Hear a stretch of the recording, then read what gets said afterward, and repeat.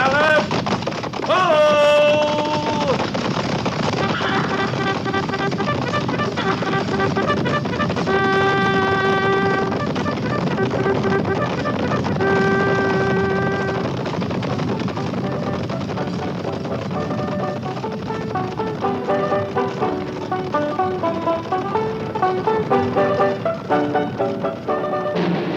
Fort Laramie.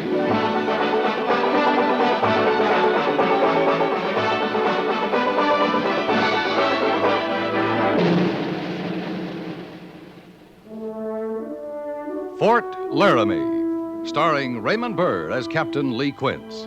Specially transcribed tales of the dark and tragic ground of the wild frontier, the saga of fighting men who rode the rim of empire, and the dramatic story of Lee Quince, Captain of Cavalry.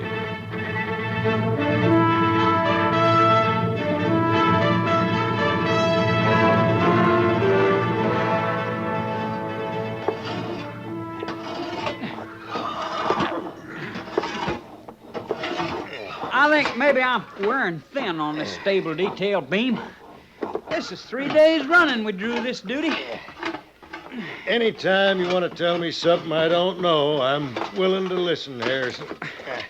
Tomorrow morning, come fatigue call, I got a mind to bust out of line and volunteer for something more elevating. I don't see how there's a job on this post more elevating than readying up a stable. You ain't ever got a complaint, have you? There's a long list of things I ain't never got, Harrison. A man ought to want change in his life. He ought to seek it out, try for it. Change, that's what keeps a man's interest alive. When you bust out of line tomorrow morning, why don't you volunteer for post chaplain? Now, you think you got off a good one there, don't you, Beam? You're just right pleased with your fine touch of humor. I thought you knew I was comical. Oh, I'm standing here near busting laughing. That's how comical you are. I'll make this arrangement with you, Harrison. I won't talk to you if you won't talk to me. I'd admire to do that. I just admire to.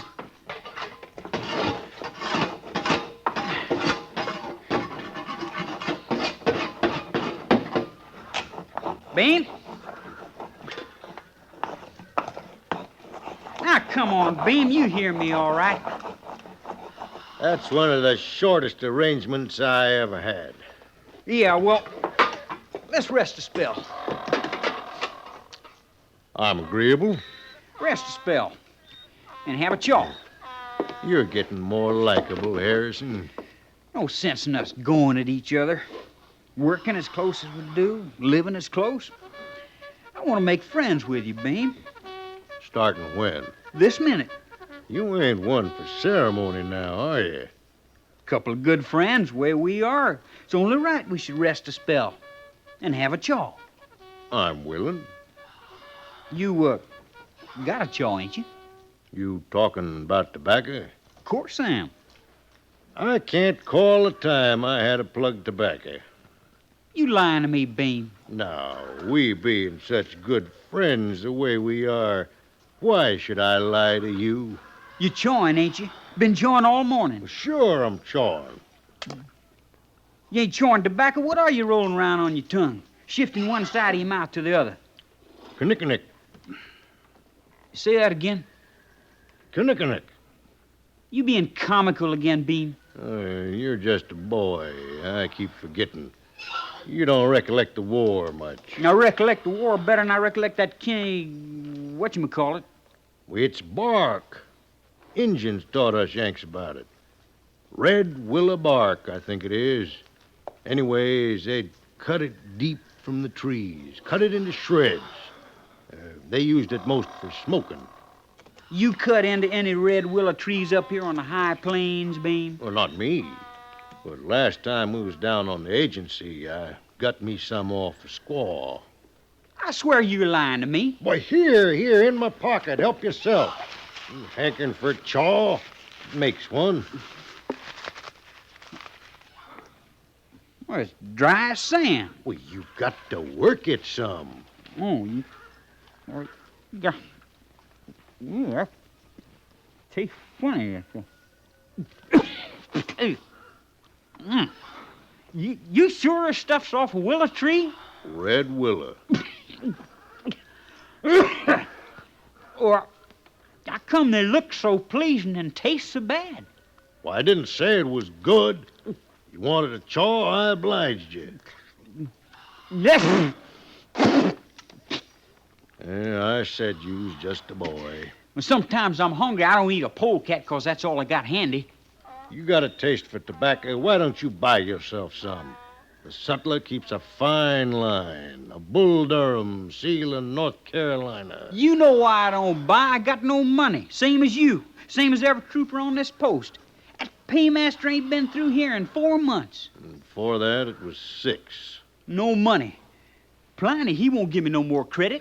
You ain't all alone, you know, Harrison. Ain't nobody been paid in 4 months' time. I'm going to do something, Bean. I don't rightly know what it is now, but that Pliny, he's going to give me some more credit somehow.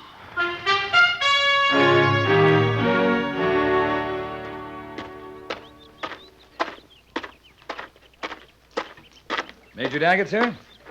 Oh, Captain Quince. He's about to send for you. Yes, sir? I thought this morning's drill went very well. Seem to. But there's one thing that's becoming a problem. Selecting my orderly for the day. I want you to give some thought to it. In what way? Well, as I say, the drill seems sharp enough. Soldiering generally is good. The men are keeping the post in good order. The men themselves are the problem about this orderly business. Let's see now. The book says the neatest and smartest trooper will be chosen as orderly of the day for the commanding officer. It's supposed to be an honor, Captain. A recognition for good soldiering. Lately, my orderlies have been smart enough, but the neatness is severely lacking. I'll speak to B Company about it, sir. We still employ laundresses at Fort Laramie, Captain. And the clothing allowances are far better than they used to be. Well, when they come. Now, what do you mean by that? Just that the paymaster hasn't stopped here since mid-spring. 4 months. I'm aware of that. Summer soldiering's tough, Major. Campaigns are hard, weather's hot. Neat and clean is a big order. A good soldier will still make the effort. Pass the word, Captain. Yes, sir. Oh, now then. You want to see me about something? Yeah? The paymaster. I wondered if he's heading our way at all. Are you running short of funds, Captain? I'm not asking for myself, sir. Let's see. Last word I had, he was here at Fort Omaha. And with the stops to make between here and there, I can't say with certainty when we should expect him. That'd mean stops at Fort Kearney, McPherson, here at the North Platte Station, and Fort Mitchell before he gets here. Unless he cuts off down to Fort Sidney after he leaves North Platte Station. Well, 4 months is a long time for the men to go without pay, Major. I know it. Unfortunately, the route and schedule of the paymaster is not within my province. Oh, are there hardship cases, Lee? I'm hearing no complaints directly. I don't like it either. But they're fed and clothed, and I'm sure Pliny's doing the best he can in the way of extending credit. You are? Well, he'd be a fool not to. Pliny likes money, Major. Got a real respect for it. I don't think he feels just the same toward extending credit.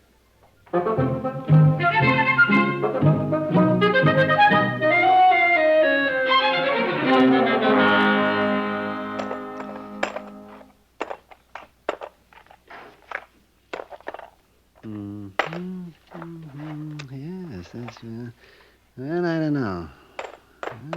It's not enough. No, that's not nearly enough. Oh, I might want to put it in a safer place, though. Yes, I might want to do that. So I'll just put it in these sacks here.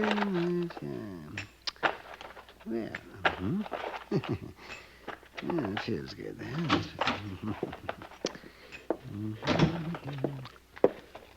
Morning, Pliny. Be with you in just a minute. What do you call that stuff?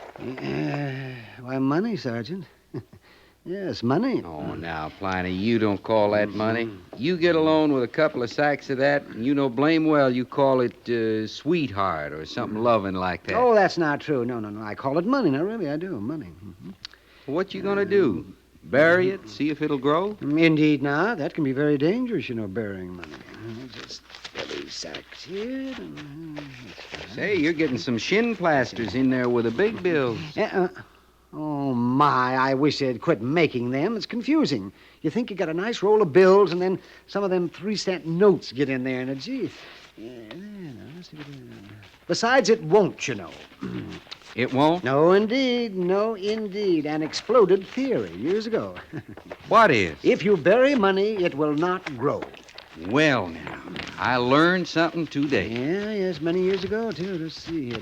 Now. There, that completes. Fine. Now, just put these sacks in my safe and everything.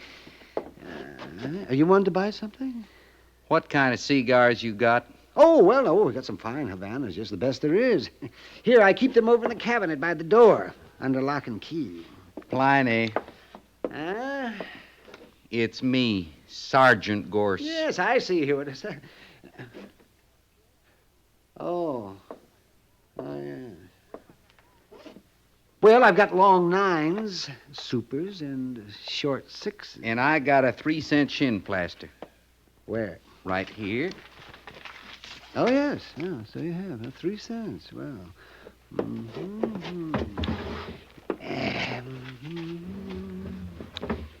Now, these short 6s are nice. They give 'em away in saloons. Oh, they give them away? Free? Try not to think on it, Pliny. It might make you queasy. Free? Oh, my goodness. Sometimes I pay as high as a cent for 2 of them. 2 for a cent? Well, now, I might let you have 1 super, but just 1, mind you, for 3 cents. I had my mouth set for a long 9 after supper. Oh, now, you don't really expect that, Sergeant. A long 9 for 3 cents? Why, I'd stand to lose. Oh, yeah. Let me see now. How much would I You'd stand to make 2 cents easy. But these are from New England, Sergeant. Tell the truth, I'm running short of them. Now, this is the last barrel, and You're practically forcing me into a saloon, Pliny. You're really desperate for a good smoke, aren't you? Not near as desperate as you are for my last 3 cents. You, won't bandy this about the post? I could bandy my head off, and there wouldn't be no run on your store, Pliny. The way that paymaster takes his time, I stand to be one of the few men at Fort Laramie that's still got a 3-cent note. Yes, well, now, let me see. Long 9? Well, I don't know. All right, help yourself, Sergeant. 2-1 for 3 cents.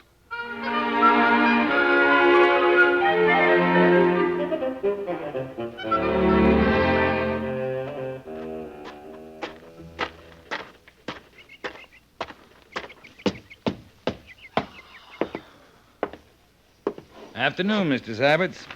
Oh, good afternoon, Captain Quince. Working on your journal and taking the air at the same time, huh? Too hot in my quarters, a bit more of a breeze out here. You feel the breeze off these plains. You're an optimist, Mr. Seiberts. It's hot. Hot as sin. Wonder if it's this hot where the paymaster is. Not near as hot as where most of the men wish he was. Oh, I didn't mean that, sir. I did. You feeling the pinch, too, Mr. Seiberts? No, sir. I'm fine, thank you, Captain. I was just thinking maybe it's the weather delaying the paymaster again. Last time it was snow. It was last month, wasn't it? Well, last month you passed that tobacco around among the men. My uncle sent it, the one in Connecticut. I wrote him, sort of suggested it'd be nice to get some more, but either he hadn't gotten the letter yet or he didn't get the idea. It was a good thing, Mr. Seiberts. Thank you, sir. You still serving on the Council of Administration? Oh, yes, sir. Yes, I am. Still have charge of the post fund, do you? That's part of the duty. How much money in it? Let me see now. I have the exact figures in the ledger up in my quarters. I'll run up and get Oh, them. never mind that. You got an idea how much, haven't you? Well, I'd have to think a moment. According to the general orders, the sutler pays 10 cents for every officer and enlisted man. That's 10 cents a month, payable every 2 months. About $30 a month, then. Roughly that. $360 a year. Have we had any cause to disturb it recently, Mr. Seiberts? Well, we bought garden seeds a couple of months ago. That's in accordance with Provision D of the General Orders. Mm-hmm. And before that, we took some out to buy newspapers. That's according to the last part of Provision C. I just wanted an idea of how much, Mr. Seiberts. I think close to $500. Very close to that. Suppose we let the men draw on it till the paymaster comes. Draw on it? Yeah, borrow it. For what purpose? Tobacco, beer, whatever use they want to put it to. But the General Orders are specific as to the uses of the fund, Captain. I'm aware of that, Make but an independent decision. That is to say, this order comes from the Adjutant General's office. I have a copy of them here. When I was appointed to the Council of Administration, I made the orders part of my personal record. No need to read me the orders, Mr. Seiberts. Oh, no trouble, sir. I'll be glad to refresh my own memory. Here it is. General Orders number 22, dated April 7, 1866. Well, the first part deals with the sutler requiring that he make this payment for the privilege he enjoys as post-trader. I just thought if the men could look on it like it was their own money, not a handout. Oh, here's they the part might... I was talking about, sir. The post fund is to be used for A, the expenses of a bakehouse, B, the establishment of a post school for uneducated soldiers who might desire schooling, and for the children of the soldiers. I was thinking more like a plug of C, tobacco. the establishment of a library and the purchase of newspapers. D, for the purchase of garden seeds. Oh, that's the provision I mentioned previously. Tobacco or a glass of beer. You know, this hot weather, a man ought to enjoy a glass of beer. And if then he finally, provision E provides... Mr. Seiberts, Yes, sir? I'm getting the idea there's no provision for beer and tobacco when the paymaster's late. That's correct, sir. I'm sorry to say that there isn't. Well, thank you for your time, Mr. Seiberts. Captain Quince, I could get a letter off to the Adjutant General's office asking for clarification. Oh, no, that's a bad habit to get in, writing Washington for clarification. You get into that, you'd have to give up soldiering.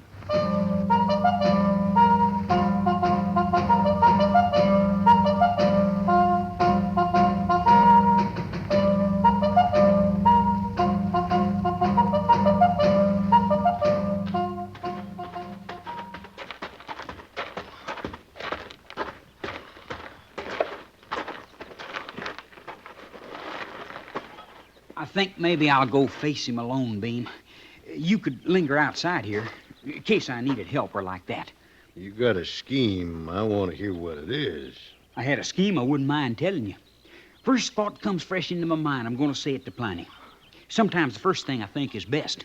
You want to take some knick before you traipse in there? Might work up your courage. I want no such thing. You linger here now.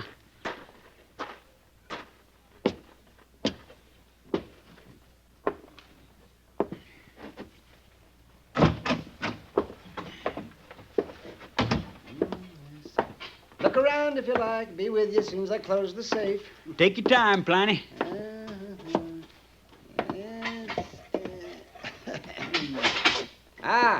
we are. Now then, what can I do for you? It's you, Trooper. I thought it might be a customer. I mean to be. Now, what I had in mind... Trooper Harrison, we've been through this before. Many times. Oh, any number of times. We have no such thing. Not this Credit. I've been extremely generous about extending credit. Not recent, you ain't. Oh, but you're wrong. You're wrong. Last evening I was looking over my accounts. Now, the paymaster is 4 months late, as it is. Now, I know that without looking into my accounts. Hear me out, boy. Now, hear me out. Well, I discover that if you give me your full 4 months' pay, we'd still have some accounting to do, you and I. You think I'd come in here, face the shame of asking your favor if it wasn't real important? Well, I don't know, would you? A man's got his pride, Pliny. Yes, I suppose so. And next to a man with good credit, give me a man with pride. Every time. Every time. It's my ma, Pliny. My old gray-haired ma. No. Oh. Guess you know how I feel about my old ma. Well, of course I do, indeed. Of course. Your old ma. Why, sure. Well, now, she's got a big day coming real soon. And it come to me... Say, another big day? What do you mean? Well, last night, you remember the accounts? I noticed she had a birthday just a few weeks ago. She did? Yes. Oh, we got up a nice selection of gifts for her. half a dozen plugs of tobacco, and it seems to me we tucked in some cigars for Mother. Fine Kentucky woman, old Ma. Oh, yeah. And the month before that, on her birthday, we bought Mother 2 jugs of whiskey and a pipe. Well, now, you recollect about them jugs. Remember they got broke over in the barracks? That's right. Got broke, and not a drop of whiskey reached the floor. Oh, yes, I remember that. Well, yeah, well... when is Mother's birthday this month? Oh, now... It's not her birthday this time, Pliny. It's... This time... Well, this time she's... She's, having a baby. A baby? Oh. Mother is having a baby. Oh, my. Fine Kentucky woman, old Ma. Yes, isn't she? Oh, we'll want to do something about that now, won't we? Well, yeah. I thought we'd get up another batch of plug for some cigars. And this time we'd take special care of them jugs don't get broke. Oh, all the care in the world, yes. For Mother. Yeah, I'll give you a hand. You want to start putting everything together? Yes. Yes, I'll just get you done. Yes. What you doing? Here, now, you write down Mother's address. Write it down for what? For the parcels. My goodness, we're not going to take any chances this time. No, sir. I'll march these to the post office. Mail them to Mother myself. Oh, Pliny. No extra charge, none whatsoever.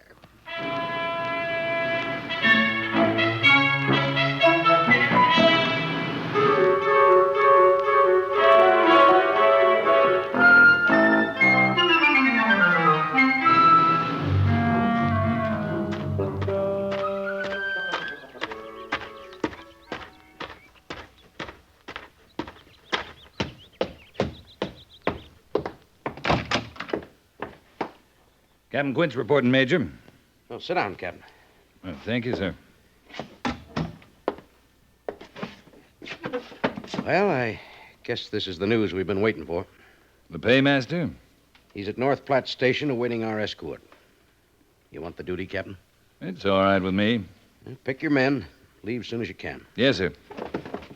If things go as they should, you'd be back here by late Friday, right? Right. Well, good luck, Captain. You worried about the escort, Major? Of course not. You know what I'm worried about. Yeah. Well, I'll stop in Laramie Village if you like. Warn them to get ready for attack. I suppose I could double the guard starting Friday night. But, no, it wouldn't be fair, would it, Captain? Wouldn't do much good either. Maybe just have the officers stand by as usual. That's all we can do. Well, move out, Captain. Yes, sir. 4 months' payroll for 300 men. Well, you might not have a problem, Major. We always do. I don't see how we can avoid it this time. Well, maybe we'll be lucky. Maybe we'll be hijacked on the way back.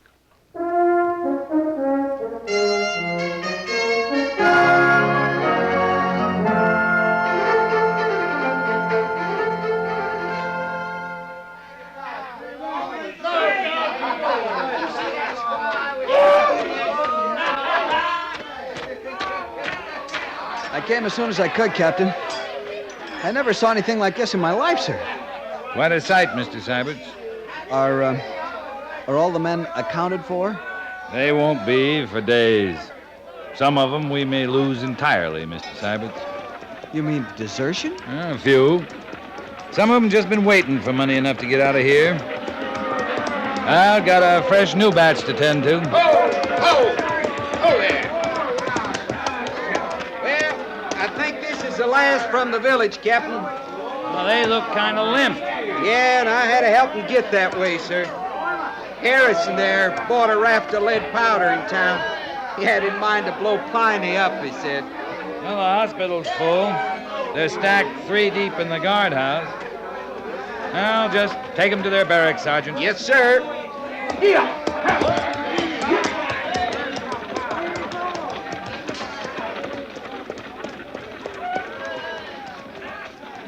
Mr. Seiberts, Yes, Captain? there's still a guard around the powder magazine? Oh, yes, sir. Major Daggett's directing that personally. Good. The men, they wouldn't bother the powder magazine, would they? They might, Mr. Seiberts. Might blow up Fort Laramie, or they might just pool their money and buy it. This army might do anything on payday.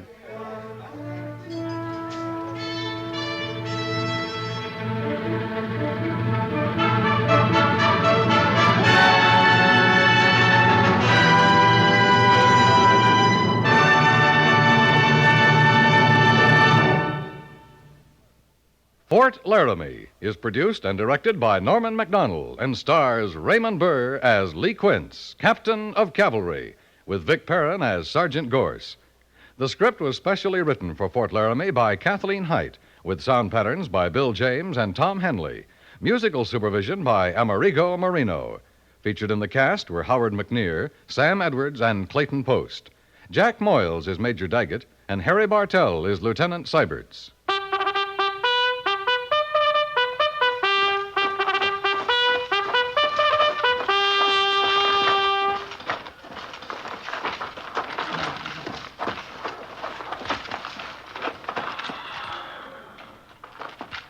Company, attention!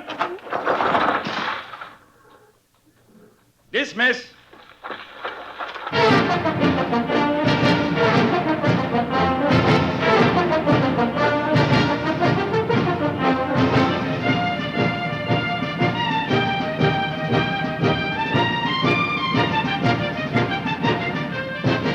Next week, another transcribed story of the Northwest frontier and the troopers who fought under Lee Quince, Captain of Cavalry.